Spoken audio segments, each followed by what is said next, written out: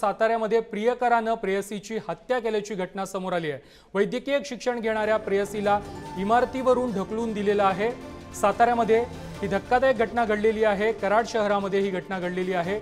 इतर मुलासोबत प्रेमसंबंध असल्याच्या संशयावरून या तरुणीची हत्या करण्यात आलेली आहे। मुलगा आणि मुलगी ज्यांची आधी 2-3 वर्षापासून एकमेकांची ओळख होती, एकमेकांचे चांगले संबंध होते।